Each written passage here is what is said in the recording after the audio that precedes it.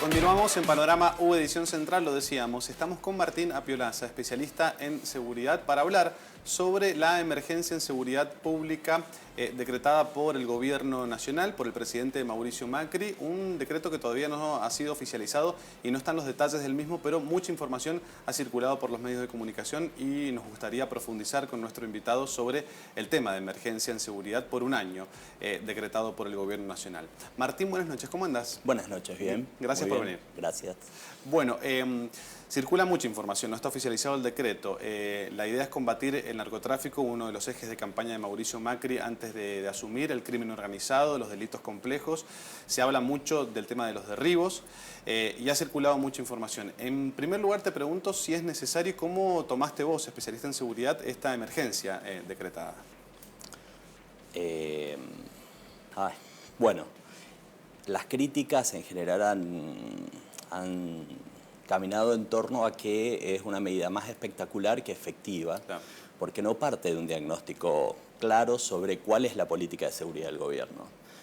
Es un gobierno en una situación de emoción violenta. Claro. Ha tenido una crisis de seguridad muy severa con la fuga, la persecución, 10 días en el que las fuerzas federales y las de la provincia de Buenos Aires no pudieron capturar a 3 prófugos y que luego los capturó la policía de otra provincia. Y mientras tanto, el presidente quedando en una situación muy complicada, afirmando que habían sido capturados y no lo habían sido, lo mismo que la ministra de Seguridad y la gobernadora de Buenos Aires. Es una crisis política que afecta a un gobierno que está iniciando y por lo tanto no lo podemos pensar desvinculado primero de esta situación y de la necesidad de repuntar y levantar unos puntos y mejorar la puntería después de esa situación. Yo no lo pensaría tampoco desvinculado que el decreto es firmado por el presidente Macri antes de viajar a Davos junto con Sergio Massa, claro, quien hace unas semanas, después del debate presidencial, decíamos que era el ganador del debate presidencial en términos de seguridad, porque en buena medida había logrado imponer una agenda muy vinculada a la guerra contra las drogas. Sí. Algo que cae bien y que en términos de política internacional no hay que desvincular la regulación y el control de los mercados ilegales de drogas y la liberación de los mercados de capitales a los que la Argentina necesita acceder. Entonces, claro, sería como difícil pensarlo en ese contexto. Creo que en ese contexto ha sido puesto. Hay algunas de las medidas que son pertinentes y que valen. Por ejemplo, el actualizar equipamiento, el revisar la estructura de las fuerzas de seguridad, incluso revisar la capacidad de control de las fronteras del país. Esto creo que es indiscutible y está fuera de... Y perfectamente podría ser parte de un acuerdo de una política de Estado. También es cierto que no son originales. Las mismas cosas las propuso y las hizo el gobierno anterior en el mismo tiempo. Y lo que fue criticado antes es la metodología de la unilateralidad y lo que es criticado ahora es que nuevamente vuelve una metodología de la unilateralidad. Cuando en seguridad está claro que no se puede hacer política con esto, que son temas estructurales que ponen en juego todo el sistema democrático, que el crimen organizado busca penetrar las estructuras políticas, que busca infiltrarse en los mecanismos de financiamiento de la política, que esto ya lo hemos visto en la Argentina, que hay sospechas sobre el financiamiento de al menos 2 candidatos presidenciales y por lo tanto esto necesita políticas de Estado. Y creo que ese es el punto más adecuado. Ante una necesidad, un gobierno sale con medidas hasta ahora inciertas, porque no han sido difundidas, mucho más espectaculares que realistas o basadas en un diagnóstico claro y consensuado. Totalmente. Hablabas de políticas de Estado. Las críticas pasan por el tema de la emergencia en seguridad, por ejemplo, con el tema de los derribos, de que es una cuestión que tiene que ser debatida en el Congreso por todas las fuerzas políticas y no impuesto de alguna manera por el Gobierno Nacional. ¿Ves más puntos como el tema de los derribos que también deberían ser discutidas políticamente en el tema de seguridad antes de largar una emergencia? Sobre los derribos, 2 puntos. Sí. Primero implica, como se ha dicho, que un Estado decide matar personas sin juicio previo, en el caso de derribar. Es cierto que hay una serie de protocolos y que no hay que hacer tanto circo sobre este punto, porque los casos en los que se producen son pocos, aunque el secretario Bursaco afirmó que en 9 situaciones la Argentina intervino con las Fuerzas Armadas en este punto. Entonces, bueno, ese es un punto para prestar atención. Pero por el otro es qué derribos puede hacer un país que no tiene un adecuado sistema de radares. Claro. Entonces, ¿a qué aviones va a detectar y a qué aviones va a ir persiguiendo? Claro. El otro punto respecto a la radarización es que históricamente en otros países, por ejemplo Estados Unidos, hace 20 años dejó de lado estas leyes de derribo porque básicamente no son efectivas. Y de hecho los países vecinos que tienen leyes de derribo, Bolivia, Perú, Colombia, Venezuela, Brasil, tampoco han logrado disminuir el crimen organizado y el narcotráfico con este tipo de medidas. Entonces son medidas en un conjunto de medidas, ¿no? Claro, totalmente. ¿Cómo estuviste viendo? Bueno, iniciaste la charla y la entrevista con nosotros con la búsqueda de los prófugos. El propio Mauricio Macri detectó irregularidades y obviamente criticó mucho a las fuerzas de seguridad. ¿Cómo lo viste vos, especialista en seguridad, todo lo que fue el trasfondo y la búsqueda de estos prófugos? Mira, no es casualidad que cada vez que un nuevo gobierno inicia su mandato hay una crisis de seguridad.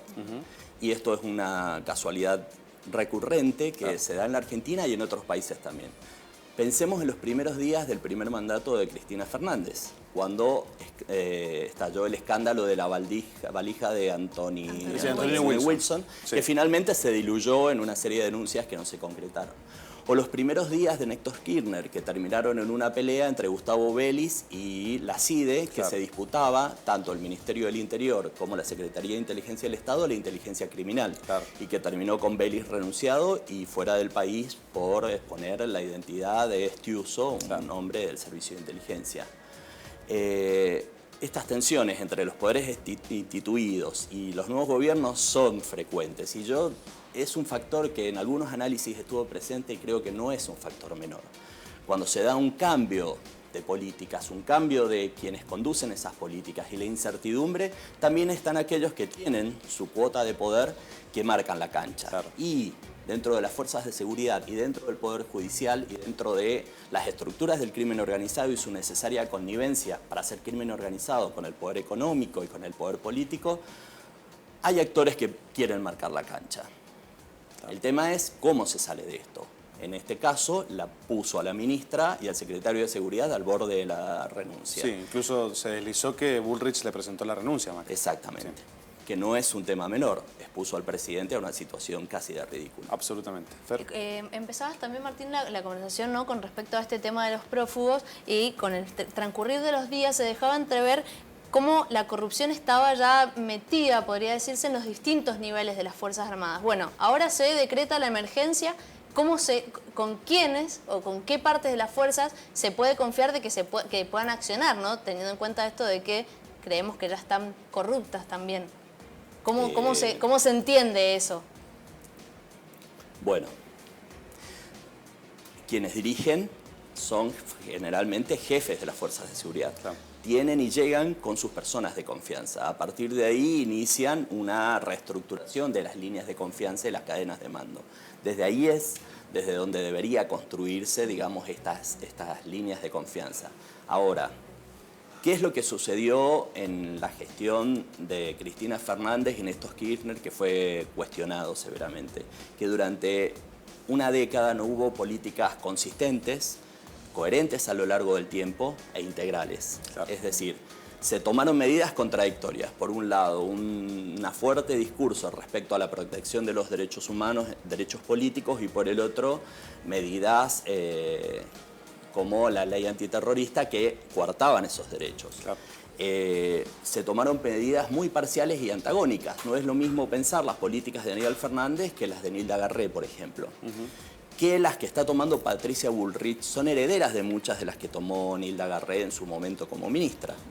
Y además estos fueron procesos de corto plazo y las políticas y sobre todo en temas de seguridad deben ser sostenidas en el tiempo, y insisto, lejos de toda especulación política. Entonces creo que es una oportunidad. se votó buscando un clima de consenso y de diálogo, es una oportunidad para generar un diálogo democrático en torno al tema de seguridad.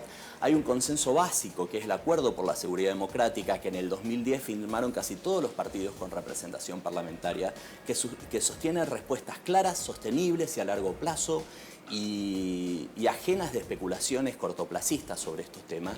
Y han surgido figuras interesantes y claves para abordar el crimen organizado, como por ejemplo la extinción de dominio, que es la facilidad del Estado para expropiar aquellos bienes vinculados al narcotráfico. Claro.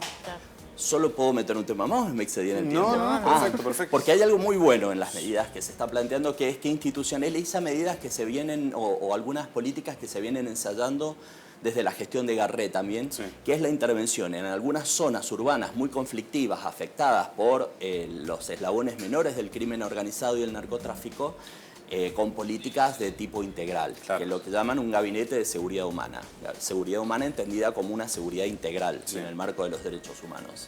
Esas medidas han dado buenos resultados, dieron buenos resultados antes y van a seguir dando buenos resultados en la medida en que contemplen la integralidad de los problemas y que logren la articulación de gobiernos locales, de legislaturas, de gobiernos provinciales y una consistencia en el abordaje con políticas sociales y con políticas urbanas y de gestión urbana. Claro. Esa es una iniciativa valiosa que está dentro de esta normativa, que es una oportunidad interesante, pero nuevamente no puede estar sometida o controlada por la especulación de corto plazo y la rentabilidad política mezquina. Sí, incluso lo que hablas de gestión humana se empezó a hablar a partir de la emergencia en seguridad, pero según lo que vos planteás, ya es una política que viene desde antes, ¿no? Y, y que se puede implementar no solamente con la emergencia en seguridad. Martín, te agradezco mucho por la visita.